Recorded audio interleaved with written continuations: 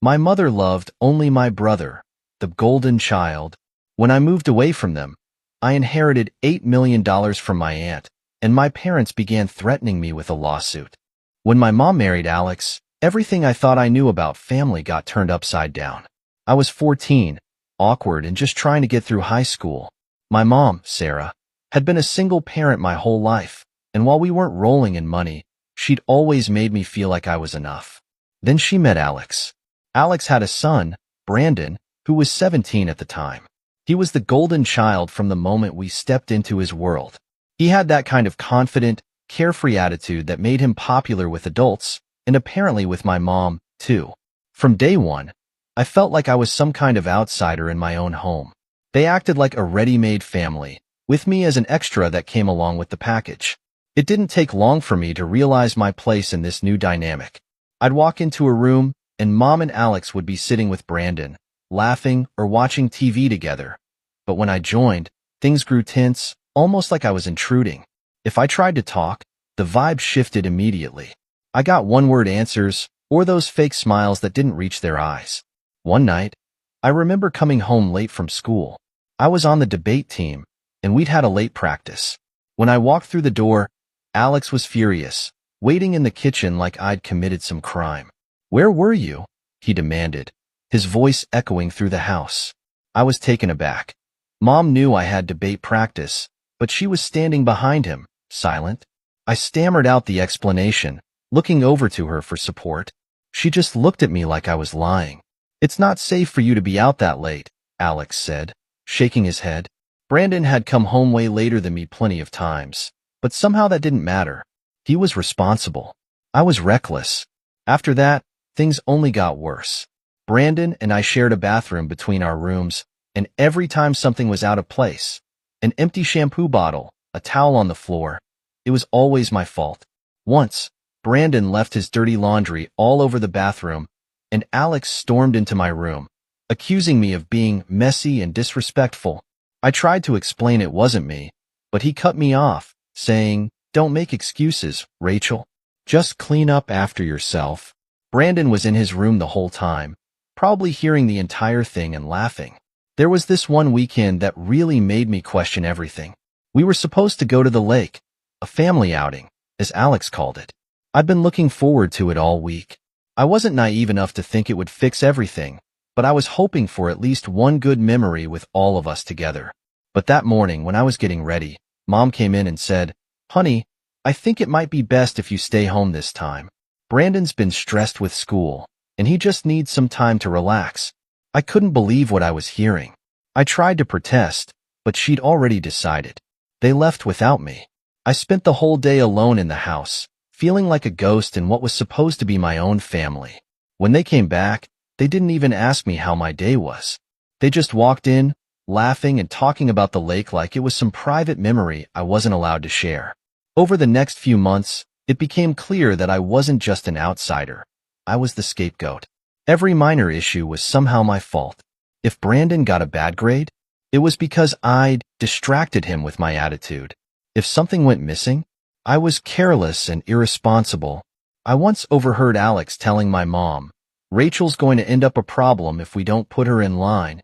My own mom just nodded like he was right. Then, one afternoon, Brandon and I had our first real confrontation. He was in my room, rummaging through my things like he owned the place. I walked in and asked him what he was doing.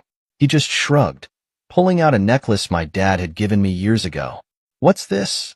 he sneered, holding it up. "That's mine," I said, trying to keep my voice steady. But he just laughed and dangled it in front of me, making a game out of it. I reached out to grab it, and he yanked it back, still laughing. I was fuming. We started shouting at each other, and my mom and Alex came running. But instead of asking what happened, they immediately turned on me. "Why are you always causing problems?" Alex snapped. "Mom, he was in my room." I protested. "He was going through my stuff." But she didn't listen. "Rachel, can you stop being so difficult? Brandon's just trying to get along with you." That night, I sat in my room, replaying the whole situation in my head. It didn't matter what I said or did. I could never win. To them, I was the problem, no matter how hard I tried. It wasn't long after Mom and Alex got married that things went from bad to worse. Every day felt like a battle, where no matter what happened, I was the one left with the blame. Brandon's behavior only added fuel to the fire. He was messy, disruptive, and seemed to make it his mission to push every possible boundary in the house. But it was like nobody else saw it but me. One night, Brandon threw a party in the basement while Alex and Mom were out. I kept to my room, trying to drown out the music and the noise of his friends stomping around the house. They left trash everywhere, empty soda cans, snack wrappers, you name it. I didn't touch any of it, figuring Brandon would clean up his own mess. But the next morning, Alex barged into my room, furious. "Rachel, this place is a disaster," he yelled, waking me up. "How could you be so irresponsible?" I tried to explain that it wasn't me, that I hadn't even gone downstairs, but he didn't want to hear it. "It's everyone's responsibility to keep this house clean," he said. "I don't care if Brandon made the mess. You're part of this family too, and you need to help clean up." He walked out before I could even respond. Later that year, Mom announced that she was pregnant. I thought maybe, just maybe, things would change. Maybe a new baby would make her feel like we were all a family. But as her pregnancy progressed, the house began to change, and I started to feel like more of an outsider than ever. Then, one afternoon, Mom dropped a bombshell. She came into my room with Alex and said, "Rachel, we need to talk. Since the baby will be here soon, we're thinking it would be best if you moved into the guest room." I was stunned. "Move? This is my room. Where am I supposed to go?" "The guest room," Alex replied as if it were the simplest thing in the world. "We'll turn this room into the nursery for the baby. It's just better this way." But I've been here my whole life." I stammered, unable to hide my shock. I looked at Mom, hoping she'd see how much this was hurting me, but she just gave me that same blank, indifferent look she always did now. "It's just a room, Rachel," she said softly. "You'll be fine in the guest room. Besides, it's only fair. We need to make space for the new baby, don't we?" That weekend, Alex and Brandon moved my things into the guest room. It was tiny compared to my old room, barely big enough to fit my bed and desk. I stood there, staring at the plain, cold walls, feeling like I was a guest in my own house. All of my posters, my books, my personal things, they were now shoved into this tiny room that had none of the warmth or familiarity of my old space. I didn't even have my own closet anymore. They left most of my clothes in the hallway closet because there wasn't enough room in here. As the weeks went on, my old room was transformed into the nursery. I'd walk by and see Mom and Alex painting the walls, setting up a crib, picking out baby clothes, all while I sat alone in my cramped space, forgotten. Brandon seemed to take full advantage of my isolation. With Mom's attention focused on the baby and Alex wrapped up in helping her, he got away with everything. Once, I found him in the guest room, digging through my things. "What are you doing?" I demanded, feeling a surge of anger. "Relax, I'm just looking for a charger," he said, not even glancing up. He kept rifling through my drawers, and when he finally found what he wanted, he smirked and walked out like he owned the place. I told Mom and Alex about it, hoping they'd finally see how disrespectful he was, but they just shrugged it off. "It's just a charger, Rachel," Mom said, exasperated. "Why do you always make such a big deal out of everything?" A few weeks later, Adam was born, my new baby brother.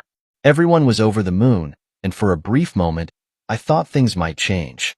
Holding him for the first time, I felt a spark of hope, a belief that maybe he could bring us all together. But that hope was quickly snuffed out. From the moment he was born, Adam became the center of Mom's world. She'd spend hours with him, doting on him, singing to him, talking about how he was the miracle our family had been waiting for. I tried to be involved, offering to help with feeding or changing diapers, but she always brushed me off.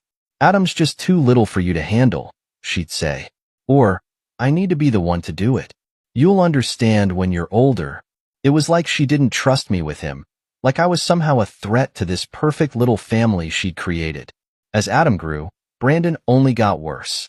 He'd leave his dirty clothes in the hallway, dishes piled up in his room, and food wrappers strewn around the house. Every time Alex or Mom found a mess, I was the one who got the blame. "Rachel, why can't you clean up after yourself?" Alex would scold. But it's not me. It's Brandon. I'd protest, but my words always fell on deaf ears. It doesn't matter who did it, he'd say. You live here, too, so take responsibility. One day, I found Brandon's friends lounging around the house while he was blasting music in the living room. They'd eaten half the snacks in the kitchen, leaving wrappers everywhere. I tried to clean up after them, not wanting to get blamed again, but as soon as Alex walked in and saw me picking up, he shook his head. Rachel, I'm disappointed. You know we don't leave messes like this. I opened my mouth to explain, but he cut me off. No excuses, young lady. You need to start respecting this house. I was livid. The unfairness of it all was suffocating. I stormed off to my tiny room, slamming the door behind me. I sat on my bed, clutching my pillow, feeling like I was trapped in some kind of nightmare. I wanted to scream, to cry, to do something that would make them see me, hear me, understand that I wasn't the problem. As the months went by, I tried to keep my head down, hoping that things would get better, but they only got worse. One evening, I accidentally knocked over a vase while reaching for a book in the living room. It shattered on the floor, and before I could even react, Alex was there, glaring at me. What's wrong with you, Rachel? He snapped. Why can't you be more careful? Brandon was sitting on the couch, smirking. I could feel his gaze on me, reveling in my humiliation. I wanted to yell, to tell them it wasn't fair, but I knew it wouldn't make a difference.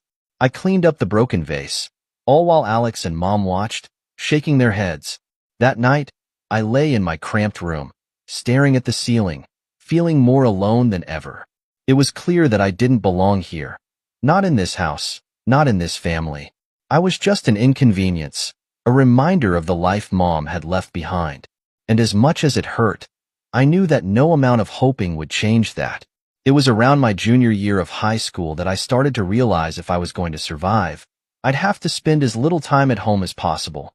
Living under Mom, Alex, and Brandon's constant scrutiny had worn me down, and every day felt like a tightrope walk between triggering their disapproval or going unnoticed. So, I threw myself into everything outside of the house. Work, friends, studying, anything to be somewhere else. My first escape came when I landed a job at a local coffee shop. It was run by a kind woman named Denise, a former teacher with a warm smile and endless patience. Denise treated me with a level of respect I hadn't felt in years, and I clung to that job like a lifeline. I started off working just weekends, but soon I'd added as many shifts as I could get away with. Denise noticed I was always eager to take extra hours, and one day, while we were closing up, she asked me about it.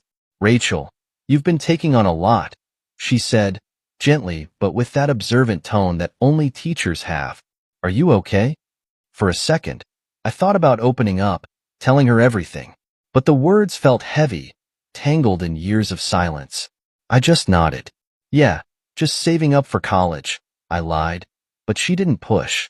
Working at the coffee shop introduced me to other people my age who felt like more than just friends. They became my escape, my temporary family. I grew close to a girl named Emma, a regular who came in every morning for a caramel latte before school. Emma was bubbly, funny, and kind in a way that made her seem like the opposite of everyone I'd grown up with. She listened without judgment and didn't just see me as Rachel with the messed-up home life. Over time, she became my confidant, the person I'd vent to about all the things I'd kept bottled up. One afternoon, while we sat on the coffee shop's patio during my break, I finally spilled about Brandon and the endless battles at home.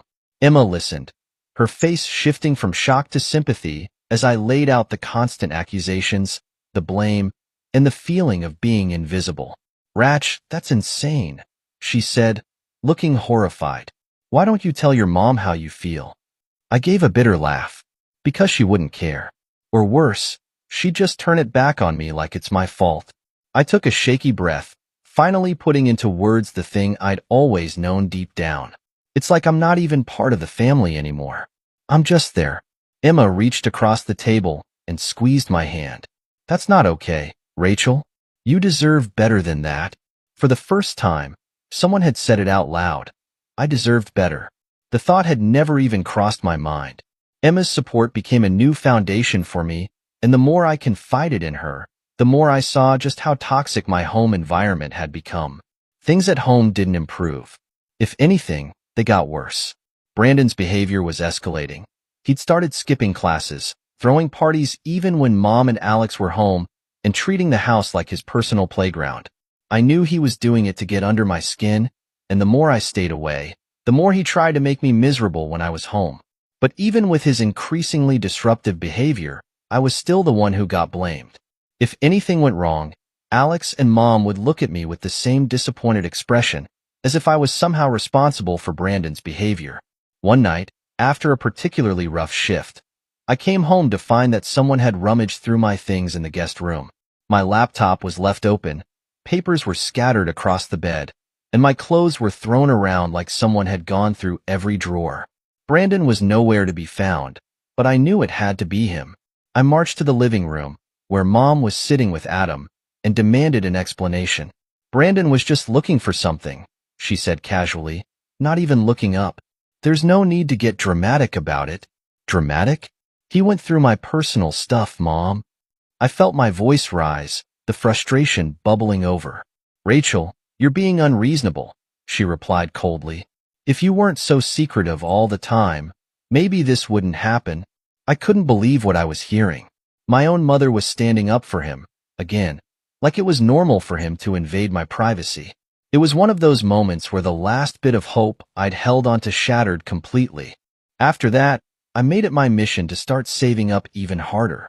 I took on more hours at the coffee shop, skipped most school dances, and turned down invites to hang out if it meant saving more money. I opened up to Denise one night, finally admitting why I was working so much. I need to get out of that house," I told her quietly as we wiped down tables after closing. She looked at me, her expression soft with understanding. "I figured as much," she said, putting a hand on my shoulder. "If you ever need anything, help with school, or even just a place to crash, you let me know, okay?" Her kindness nearly brought me to tears, and for the first time, I felt a real sense of hope. I started researching what I'd need to move out.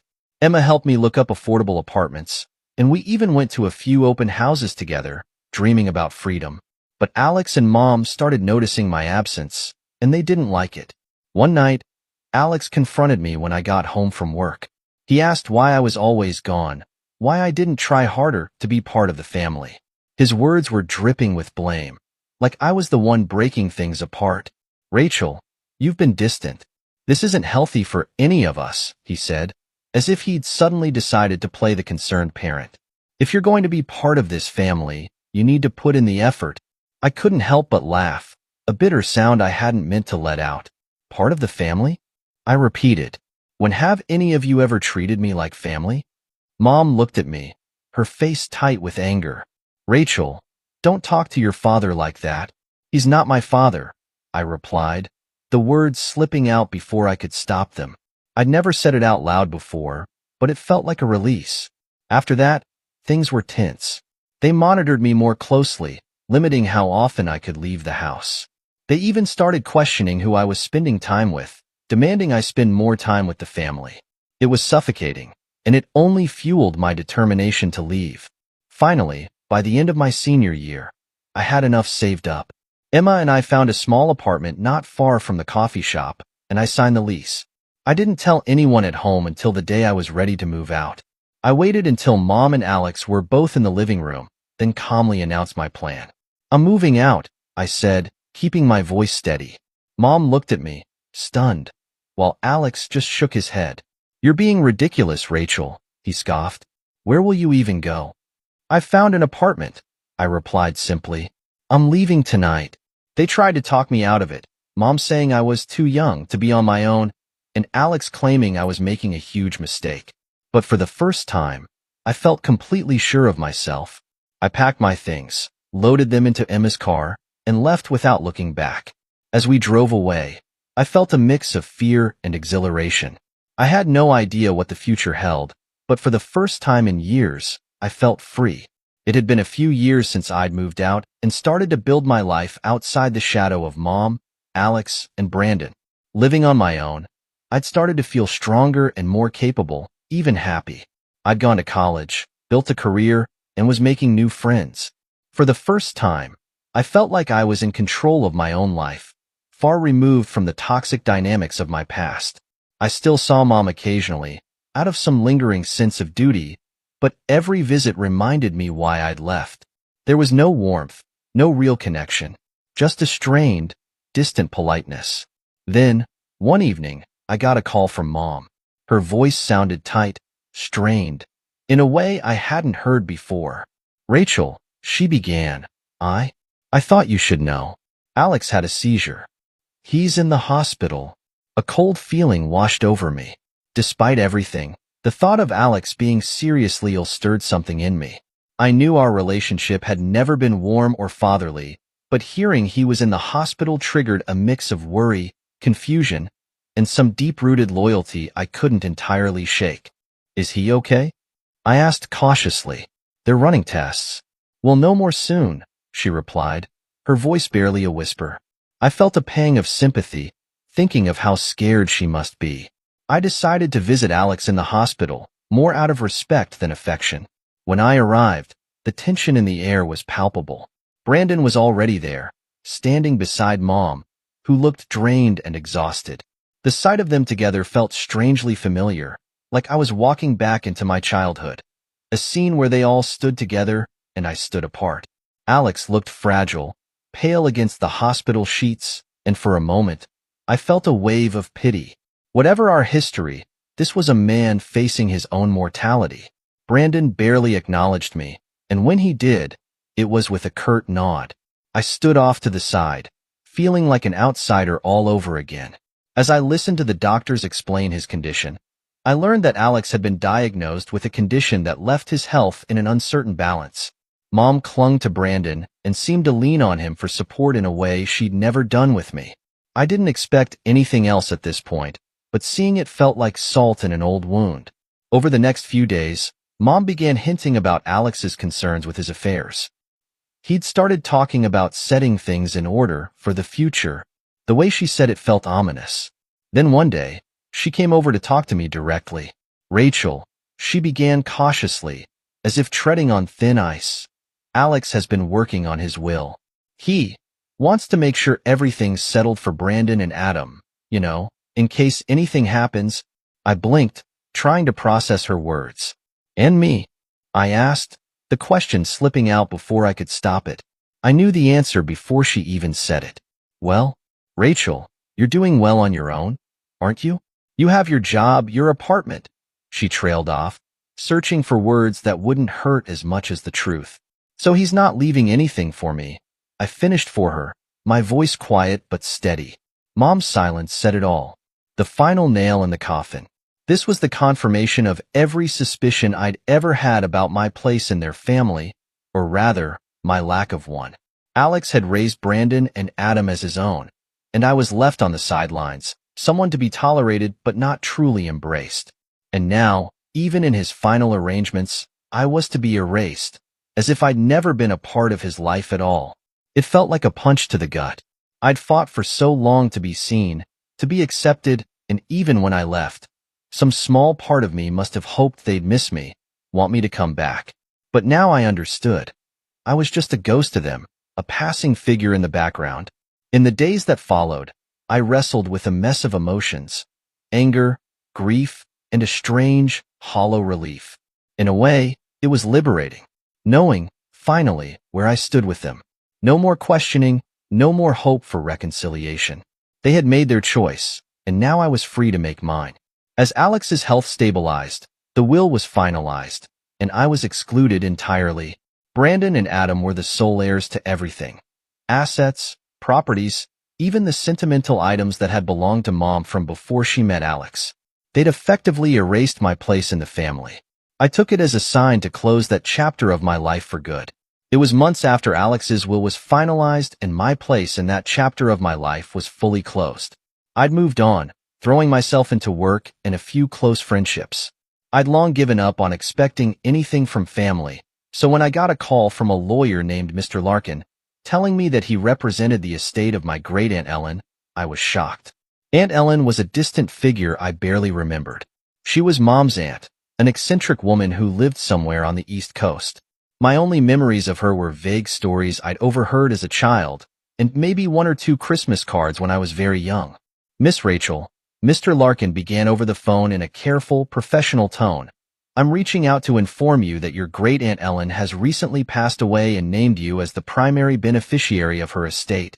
It took a moment for the words to sink in. Wait, I'm sorry, I stammered. But why would she? I barely even knew her. Mr. Larkin let out a small, understanding chuckle. I understand that this is unusual, but Miss Ellen apparently held you in high regard. She left very specific instructions that everything be transferred to you. Everything? Yes, he confirmed. The estate includes real estate properties, some securities, and an established trust fund. I would suggest we meet to discuss the full details in person. It's well substantial. When I met with Mr. Larkin, I learned just how substantial he meant. Aunt Ellen had left me a trust fund worth $8 million, alongside a portfolio of investments and a house on the coast of Maine. The figures were so staggering I could barely comprehend them, my mind spinning as he listed the assets and walked me through the documents. My life had gone from barely scraping by to one where money would never be a concern again. It felt surreal, like I'd stepped into someone else's life. Your great-aunt was very private, Mr. Larkin explained. She led a quiet life, invested wisely, and kept to herself. She seemed to prefer it that way, but in her will, she expressed a strong desire that her estate go to you. I couldn't believe it. I sat there, stunned, gripping the arms of my chair. Part of me felt overwhelmed with gratitude. Another part of me felt a strange sadness. Ellen had been family, my family, and yet I barely knew her. Now, thanks to her, I had the freedom and security I'd always dreamed of, the kind of independence that would have seemed impossible before. And with it came a profound sense of peace. It didn't take long for word of my inheritance to spread through the family grapevine. I'm not even sure how they found out. Maybe one of Mom's distant cousins had caught wind of it. Or perhaps Mom herself heard through some obscure family channel. But soon enough, my phone was buzzing with messages, and it felt like the entire family had resurfaced, drawn by the scent of money. The first call came from Mom. I could almost feel her unease through the phone, masked by an uncharacteristically sugary tone. Rachel, sweetheart, how have you been? She asked, her voice overly cheerful. I'm fine, Mom, I replied, already wary. I hadn't heard from her in weeks, and now, out of the blue, here she was, acting as if she cared. Listen, she continued, drawing out her words. I heard you. Came into a bit of luck recently. Bit of luck was quite the understatement. But I stayed silent, letting her talk, wanting to see where she was going with this. Now, Rachel, you know how hard it's been for the family lately, she said, her tone shifting to something softer, almost pleading. With Alex's health and all the expenses we've had, it's just, well, it's been tough. I took a deep breath, feeling a wave of anger rise in me. Here she was, reaching out not because she cared about me, but because I had something she wanted. What are you asking, Mom? I said, keeping my voice as steady as I could. She hesitated, but only for a moment. I just thought, given everything, that you might want to help us out a bit. You know, for family's sake. I couldn't believe the nerve. This was the same woman who'd stood by while Alex and Brandon made my life miserable, who had done nothing to protect me when I was blamed and excluded. And now, just because I had money, she was calling to ask me to help out? Mom, I replied, struggling to keep my voice even. Where was this concern for family when I needed it? When I was struggling just to feel like I belonged? You think I owe you something just because we share blood? There was a long silence on the other end. I could tell she hadn't expected me to push back. Finally, she spoke, her tone harder this time. Rachel, I'm your mother. I raised you, didn't I? And now you're just going to turn your back on us? Mom, you turned your back on me years ago, I said, feeling a strange sense of finality. I don't owe you anything. I ended the call, hands shaking with a mix of anger and sadness. But that wasn't the end of it. The next day, I got a call from Alex. I nearly ignored it, but curiosity got the better of me. I picked up, bracing myself for what I knew would be a tough conversation. Rachel, he began, his voice gruff. but with an edge of forced warmth. I heard about the inheritance. That's quite a windfall you've got there. Yeah, it is, I replied flatly, waiting for him to get to the point. Look, he continued, his tone shifting to something almost fatherly, a tone I'd never heard him use before. We've had our differences, but I want you to know that I'm proud of you. You've done well for yourself. I couldn't help but laugh. The hypocrisy was almost laughable. Alex, cut to the chase. Why are you calling? He hesitated, then finally came out with it. Brandon and Adam, they could really use some help getting started. Brandon's been struggling with his business, and Adam, well, he deserves a good education. It would mean a lot if you could help them out. We're family, after all. Family. The word tasted bitter in my mouth. This was the same man who had excluded me from his own will, who had treated me like a nuisance instead of a daughter. And now he wanted me to fund Brandon's latest venture and pay for Adam's college? No, Alex, I replied, keeping my voice steady. I won't be doing that. There was a pause, and then his tone turned cold, almost threatening. You really think you can just turn your back on us? After everything we've done for you? Everything you've done for me? I repeated, disbelief coloring my words. You've done nothing for me, Alex. If anything, you've done everything to push me away. I don't owe you a thing. I hung up, heart pounding, but I knew it wouldn't end there. And I was right. Over the next few days, I started getting messages from Brandon. He, of course, took a different approach. His texts were full of thinly veiled insults and guilt-tripping. So you're rich now, huh? One text read, guess all that money went to your head. Too good for your own family? When I didn't respond, he tried another angle. Adam deserves better than this. He's your brother, Rachel. Don't you want to help him? I ignored him, refusing to be drawn into his manipulation. But it wasn't long before he started showing up in person. One evening, I came home from work to find him standing outside my apartment building, leaning casually against the wall as if he belonged there. Brandon, what are you doing here? I asked, feeling a surge of irritation. He shrugged, smirking in that arrogant way he'd perfected over the years.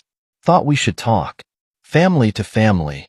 We have nothing to talk about, I replied, moving to unlock the door. But he stepped in front of me, blocking my path. Come on, Rachel. Don't be like that. You've got all this money now, and you're just going to let your family struggle? I felt a surge of anger. My family? Since when did any of you ever treat me like family? All you did was make my life miserable, Brandon. You don't get to show up now and act like you care. He laughed, a harsh, mocking sound. Please, don't act like you're better than us just because you got lucky. Lucky? I repeated, my voice rising. This isn't luck, Brandon. This is the one good thing I've ever gotten, and you don't get to take it from me. He sneered, but finally stepped aside. You're making a mistake, Rachel. Don't think we'll forget this. I brushed past him, refusing to give him the satisfaction of a response. But even as I climbed the stairs to my apartment, his words echoed in my mind. Part of me knew he wouldn't let this go. And sure enough, the harassment continued. I started getting letters in the mail, messages from Mom, Brandon, even a few from distant relatives I barely knew. They all had the same theme: guilt, manipulation, and entitlement. I felt like I was drowning in their demands, their accusations, as if they'd forgotten everything they'd done, and now believed they had a right to the one thing in my life that was truly mine. Finally, I decided I'd had enough. I called Mr. Larkin, the lawyer who had handled Aunt Ellen's estate, and explained the situation. He listened patiently, his calm voice a balm to my frayed nerves. Rachel, he said gently, you have every legal right to refuse them. Your great-aunt left this inheritance to you and you alone. If they continue to harass you, we can take legal action. Hearing those words was like a weight lifting off my shoulders. I'd spent so much of my life feeling like I had to give in, to appease them, but now I realized that I didn't owe them anything. Aunt Ellen had given me a gift, a chance to start fresh, free from the toxicity of my past, and I wasn't going to let anyone take that away from me. Over the next few weeks, I began to rebuild my boundaries. I blocked Brandon's number, ignored Mom's calls, and filed away the letters without a second thought. For the first time, I felt a sense of peace, a certainty that I was doing the right thing. The harassment eventually died down, replaced by a cold, resentful silence. I knew they wouldn't forgive me, that in their eyes, I was the villain for not sharing my good fortune. But I'd made my peace with that. They had chosen to exclude me, to treat me as an outsider, and now they were facing the consequences of their actions. Aunt Ellen's inheritance had given me more than just financial freedom. It had given me the strength to stand up for myself, to say no to the people who had hurt me, and to finally let go of the family that had never truly been mine. Just when I thought things had finally settled, another blow came my way. I received a letter in the mail, a legal document, thick and heavy, that turned out to be a formal notice of a lawsuit. My own mother, Sarah, was suing me, demanding a share of my inheritance from Aunt Ellen. I sat in my kitchen, staring at the paperwork, unable to believe what I was seeing. It was a new low, even for her. The lawsuit was absurd. Sarah claimed that, as my mother, she was entitled to a fair share of my inheritance since she'd raised and provided for me all those years. Reading those words felt like a slap to the face, each line twisting the knife of betrayal a little deeper. Here was the same woman who had neglected me, sided with Alex and Brandon against me, and treated me as less than family. And now she thought she deserved the one gift I'd received in my life without her interference. I called Mr. Larkin, my lawyer, who handled my case with a calm efficiency that was a balm to my frayed nerves. He reassured me right away. Rachel, these claims are baseless. She has no legal grounds to demand anything from your inheritance. It was left to you specifically, with no conditions. We'll respond to this quickly and shut it down. The relief I felt was mixed with anger. My own mother was dragging me through a lawsuit, forcing me to spend time and energy defending something that was rightfully mine. But Mr. Larkin was as good as his word. Within a few weeks, the case was dismissed. The judge's ruling was clear. Sarah had no claim to my inheritance, and her attempts to pressure me into giving her money were groundless. The dismissal of the case brought a sense of relief, but I was left drained. The lawsuit, the harassment, the constant pressure from my so-called family, it had all taken a toll on me. I needed a break, something to get away from the weight of it all. So, when my friend Emma suggested a trip, I didn't hesitate to say yes. Emma, along with two other close friends, Ben and Carly, had been my lifeline during all of this. They'd stood by me, offering support and reminding me that not everyone was out to take advantage of me. We planned a week-long getaway to a quiet beach town, a place far enough from everything that I could let go of the stress that had been hanging over me. As soon as we arrived, I felt the tension start to melt away. The sound of the ocean, the smell of salt in the air, and the simple pleasure of being with people who cared about me for who I was. It all began to heal something inside me. For the first time in months, I felt a sense of peace. One evening, as we sat around a bonfire on the beach, Carly brought up the topic of family. You know, sometimes family isn't the people you're born with, she said, staring into the flames. It's the people who choose to be there for you. Her words struck a chord. I'd spent so much of my life trying to find a place in a family that had never truly accepted me. But here, with Emma, Ben, and Carly, I felt more understood and valued than I ever had with my biological family. The trip became a turning point for me. I started to realize that I didn't need to keep looking for love and acceptance from people who had proven, time and again, that they would only take and never give. I had people in my life who valued me, not because of money or obligation, but because of who I was. When we returned from the trip, I decided to focus on building connections with people who truly cared about me. I started volunteering at a local shelter, working with kids who had been through tough times. Being able to offer support and stability to them gave me a sense of purpose that I hadn't felt in a long time. Through my volunteer work, I met a woman named Lisa, who ran the shelter. She was warm, empathetic, and had a quiet strength that I admired. Lisa became something of a mentor to me, guiding me through the challenges of working with kids who had been through trauma and teaching me the value of compassion and resilience. One afternoon, as we were cleaning up after an event at the shelter, Lisa pulled me aside. "Rachel, I just want you to know how much of a difference you're making here," she said. "These kids see you as someone they can trust, someone who believes in them. That's not something everyone can do." Her words moved me deeply. For so long, I'd felt like I didn't belong anywhere, that I was just drifting through life without a purpose. But here, at the shelter, I felt like I was finally part of something meaningful. I was giving these kids something I'd never had growing up, a sense of stability and kindness without strings attached. In the months that followed, I began to invest more in the relationships that brought me joy and fulfillment. I grew closer to my friends, Emma, Ben, and Carly, who had become my chosen family. They were there for me through every setback and every triumph, reminding me that I was valued and loved for who I was, not for what I could give them. Gradually, I felt my own sense of self-worth growing stronger. I started going to therapy, working through the lingering effects of my childhood, and learning to let go of the guilt and resentment that had weighed me down for so long. My therapist helped me understand that I didn't have to hold on to the people who hurt me just because they were family. I had the right to protect my own peace and to surround myself with people who brought positivity into my life.